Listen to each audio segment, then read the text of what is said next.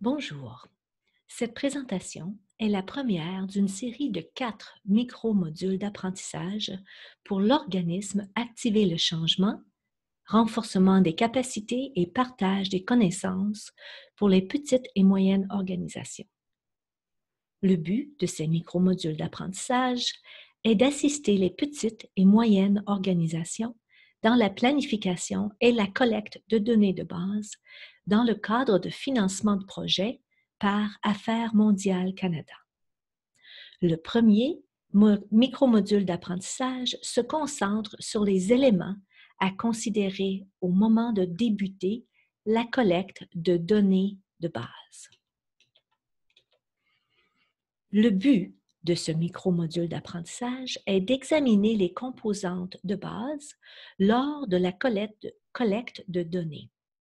Pour ce faire, je vais parler de l'importance de réviser le fondement de votre planification afin de vous assurer qu'elle tient compte de la spécificité des genres.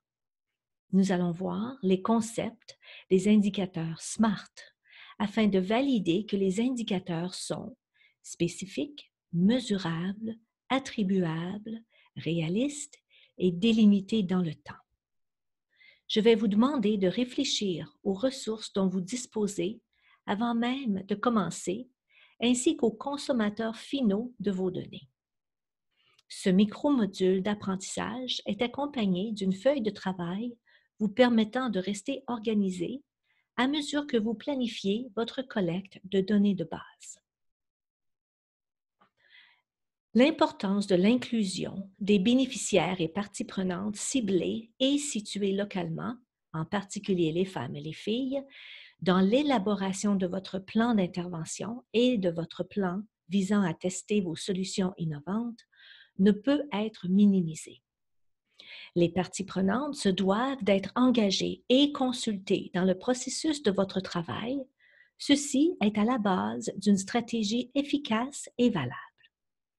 Au moment de débuter la planification pour votre collecte de données de base, il est important que vous vous familiarisez avec les 2 documents produits par le gouvernement dans le cadre de l'engagement du Canada à l'égard du programme de développement durable. Le fondement de votre travail repose sur l'importance de votre intervention et des indicateurs que vous développez afin de mesurer l'efficacité de l'intervention.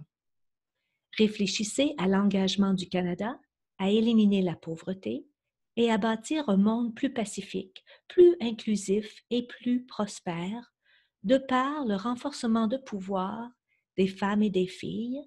Les détails de cet engagement se trouvent dans le document de la politique d'aide internationale féministe du Canada. Les principes de Whistler pour accélérer l'innovation au service du développement, pour leur part, s'engagent à encourager les idées novatrices pour l'inclusion et le développement durable afin d'accélérer la mobilisation permettant le changement nécessaire à l'amélioration de la vie des plus pauvres et vulnérables. Le tout en réduisant les inégalités et en renforçant le pouvoir des femmes et des filles adolescentes. En ayant le contenu de ces 2 documents en tête, pensez au travail que vous avez accompli jusqu'à maintenant et à celui que vous ferez dans le futur en lien avec votre intervention ou projet, le tout sans oublier votre plan pour la collecte de données de base. Avez-vous collaboré avec des parties prenantes locales, en particulier avec des femmes et des filles? Est-ce que ces parties prenantes ont eu une incidence sur votre plan? Est-ce que vos indicateurs tiennent compte de la sensibilité des genres et des réponses spécifiques des genres? C'est-à-dire, est-ce que vos indicateurs quantitatifs permettent des mesures distinctes pour femmes et hommes? Est-ce que vos indicateurs qualitatifs saisissent de façon distincte les expériences, les opinions, les attitudes et les sentiments des hommes et des femmes? C'est une bonne pratique de tenir compte de la spécificité des genres et de s'aligner avec les priorités du Canada en aide internationale. Elle favorise la production de données nécessaires pour la promotion et défense d'une cause. Elle peut révéler la présence d'obstacles à l'atteinte du succès Elle peut exiger des décideurs qu'ils soient responsables d'engagement égalitaire des genres, accroître la sensibilisation et stimuler le changement. Les indicateurs SMART sont des indicateurs spécifiques, mesurables, attribuables, réalistes et délimités dans le temps. En ce moment, j'aimerais que vous jetiez un coup d'œil sur le cadre de mesure de rendement pour votre projet. Dans cette présentation, je vais vous donner quelques exemples d'indicateurs que nous évaluerons afin de déterminer s'ils sont SMART. Le but est que vous mettiez en pratique ce que nous discutons ici en l'appliquant de façon spécifique à vos propres indicateurs. Le tout afin de vous assurer que vos indicateurs sont SMART, car cela est central à la planification de votre collecte de données de base. Un indicateur est SMART s'il est, spécifique, c'est-à-dire qu'il mesure uniquement ce qu'on veut mesurer. S'il est mesurable, c'est-à-dire qu'il peut être mesuré. Est-il réaliste, c'est-à-dire qu'il est clairement attribuable à l'intervention. Et s'il est délimité dans le temps, c'est-à-dire indique quand les données seront recueillies. Cette diapositive nous donne un exemple d'un projet en éducation qui a été planifié pour une communauté rurale en Tanzanie. Le projet vise à améliorer les résultats sur le plan de l'éducation pour les enfants d'âge scolaire et également la responsabilité de l'école. L'indicateur est la disponibilité de l'information sur les résultats de l'école des enfants qui ont remis un bulletin scolaire à leurs parents. Est-ce que cet indicateur est SMART? Examinons-le. L'indicateur est spécifique car il cherche à connaître le pourcentage des étudiants de 7 à 14 ans qui ont remis un bulletin scolaire à leurs parents. Il est mesurable car le but du projet est d'envoyer un sondage aux parents pour leur demander s'ils ont reçu un bulletin de leur enfant. Puisque le projet vise à améliorer la responsabilité de l'école, il est raisonnable de penser que les données recueillies lors du sondage sont attribuables au projet. L'indicateur est réaliste car il mesure la proportion des enfants qui ont remis un bulletin scolaire à leurs parents. C'est une façon réaliste de mesurer la responsabilité de l'école. En dernier lieu, l'indicateur est délimité dans le temps parce qu'il indique que les données de base seront collectées au départ, puis à la fin du projet. Cet indicateur est SMART. Voici un deuxième exemple d'indicateur. Cet indicateur a été développé pour un projet de santé au Népal. Le projet vise à former les fournisseurs de soins de santé afin d'offrir des soins aux femmes enceintes et aux nouveau-nés et également d'améliorer la réalisation de rapports provenant des établissements de soins. L'indicateur consiste en un pourcentage d'établissements de santé ayant la documentation pour recevoir une supervision de soutien provenant de l'équipe de gestion des communautés dans les 4 mois précédents. Les données seront collectées par des données opérationnelles, soit des données collectées normalement à chaque trimestre pour les établissements de santé. Est-ce un indicateur SMART? Le problème avec cet indicateur est le terme supervision de soutien. Étant donné que la supervision de soutien n'est pas définie, la rédaction de l'indicateur n'est pas spécifique, car nous ne connaissons pas la définition de supervision de soutien. Il est également difficile de mesurer cet indicateur sans la définition de supervision de soutien. Cet indicateur est cependant attribuable puisque le projet vise à améliorer la réalisation de rapports provenant des établissements de soins. Cet indicateur est réaliste car il est raisonnable de penser que le projet pourra améliorer la fréquence et la qualité de la supervision pendant la durée du projet.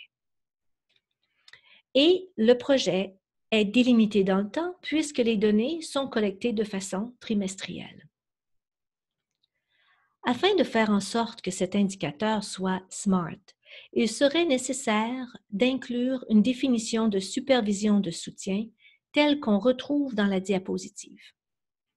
La supervision de soutien est définie comme étant une visite supervisée incluant une discussion documentée en lien avec la santé de la mère et de l'enfant.